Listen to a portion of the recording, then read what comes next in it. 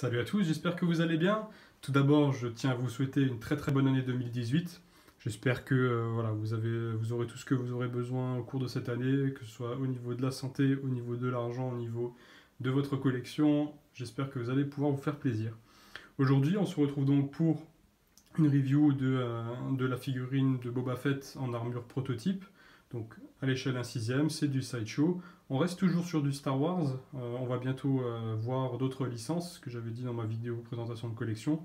Donc pour l'instant, on va continuer un peu sur du Star Wars, puisque cette review m'a été demandée par l'un de vous. Donc on va voir de près un petit peu cette figurine. On va voir ce que j'en pense et ce que je vous conseille. Alors tout d'abord, pour la petite histoire, Boba Fett initialement était prévu comme un super Stormtrooper. C'était pas un chasseur de primes à la base.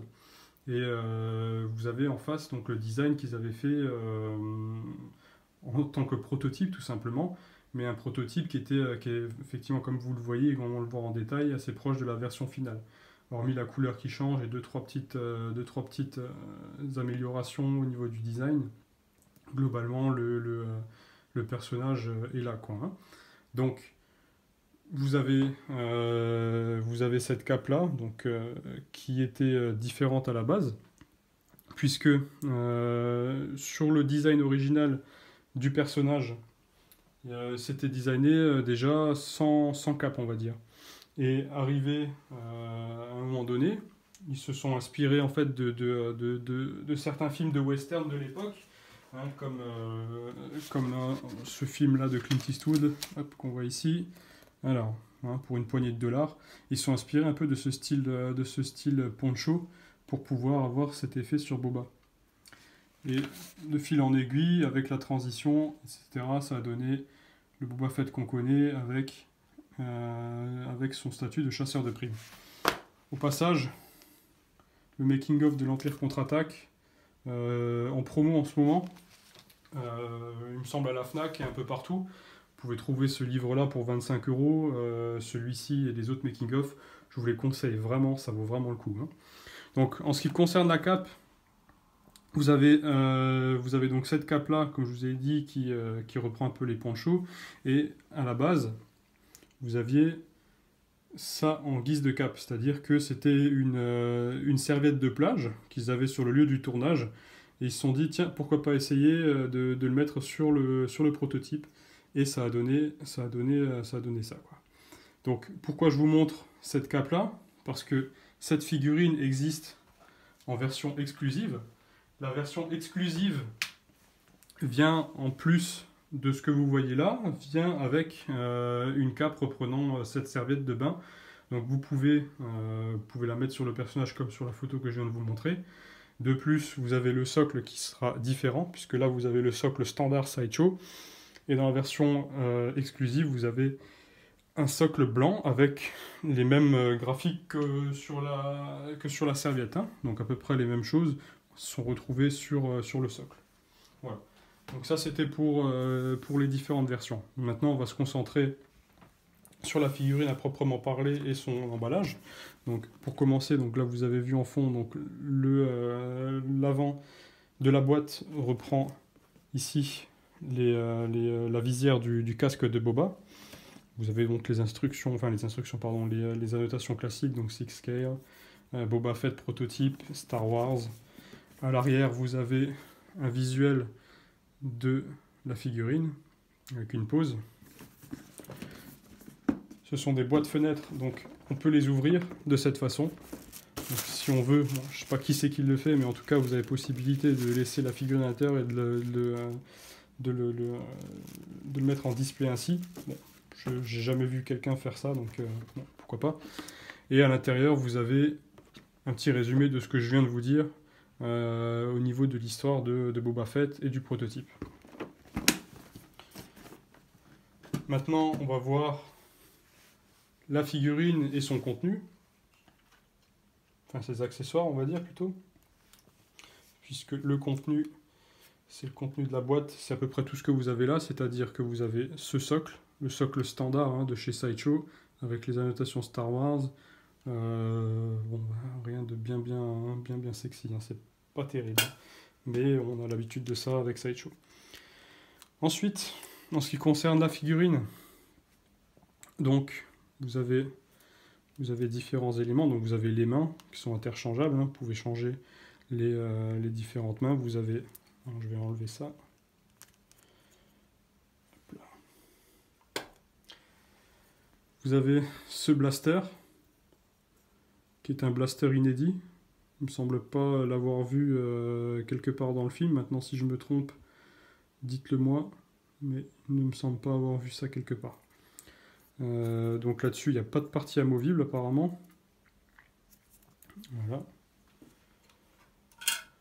Donc les autres accessoires, vous avez également donc là un autre blaster. Donc celui-ci, c'est un design qu'on retrouve sur le design final du personnage, parce que ce blaster-là, il me semble qu'il y est. Vous avez, comme je vous disais tout à l'heure, hein, le design global, le design général qui est très proche du design définitif. Donc à savoir que là, vous avez les poches, vous avez les poches de ce côté, vous avez sur les jambes. Vous avez également tous les éléments qu'on retrouve plus tard. Donc à savoir là, c'est ce genre de petits outils, les genouillères.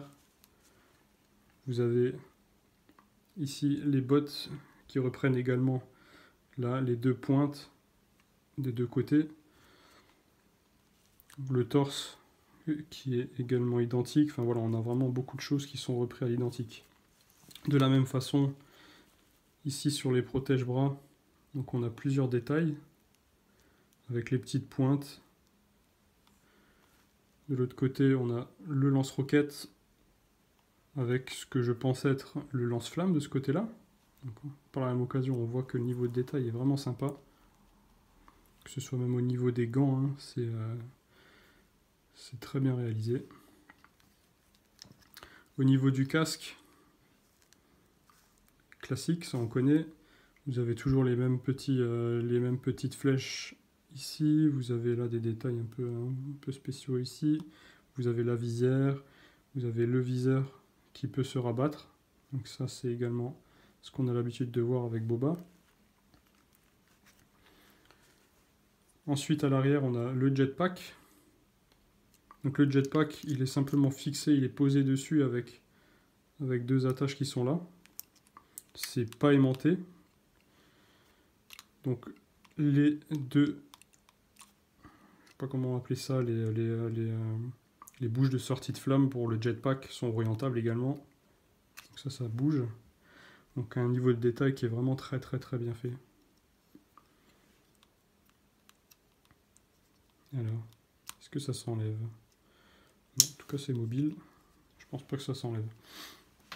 Quoi qu'il en soit, on voit que dans l'ensemble, on a une figurine au niveau du détail qui est très bien réalisée. Vous avez donc la fameuse cape que vous pouvez enlever ou retirer en la mettant ici sur un petit fil avec ce crochet qui se trouve là. Voilà. Après, au niveau des articulations, c'est ce qu'on a l'habitude de voir, hein. C'est-à-dire que vous avez un très grand champ d'action au niveau des bras. On peut ici bien manipuler tout ça pour pouvoir lui donner la pose que l'on souhaite, que ce soit au niveau des jambes également, qu'on a vraiment possibilité de bouger tout ça. Alors la cape est tombée, donc là vous voyez, c'est un peu dur au départ, mais ça se plie plutôt bien. Voilà. Donc après au niveau, maintenant, ça s'est enlevé. Alors au niveau des articulations, pareil au niveau du torse, ça bouge comme il se doit. On a vraiment tout ce qu'il faut pour pouvoir donner l'articulation à la figurine. Donc on va voir que pour mettre ce fameux jetpack, puisqu'il s'est enlevé, je vais vous montrer que c'est un peu galère à remettre en principe. Quoique. Hop. Non, finalement ça va. Je crois que c'est sur la version Hot Toys que c'est plutôt compliqué à remettre. Bon, quoi qu'il en soit, là, c'était plutôt bien. Alors, que dire de cette figurine? Elle est très bien. Elle est très bien. Elle est à un prix raisonnable, ce qui n'est pas forcément systématiquement le cas avec les figurines de chez Sideshow. En l'occurrence, celle-ci, elle est vraiment à un prix très correct. C'est une figurine que vous aurez peut-être un peu de mal à trouver sur le marché du neuf actuellement. Donc si c'est quelque chose qui vous intéresse, orientez-vous vers des sites comme eBay, où vous aurez des chances d'en trouver. Le prix que je vous conseille pour cette figurine, c'est aux alentours de, on va dire, une fourchette entre 170 et 200 euros, mais pas plus, hein, pas plus que 200 euros. 200 euros, considérez ça comme le prix maximum. C'est une très très belle figurine, elle est très bien réalisée. Maintenant, est-ce que ça vaut plus de 200 euros? Sincèrement, non.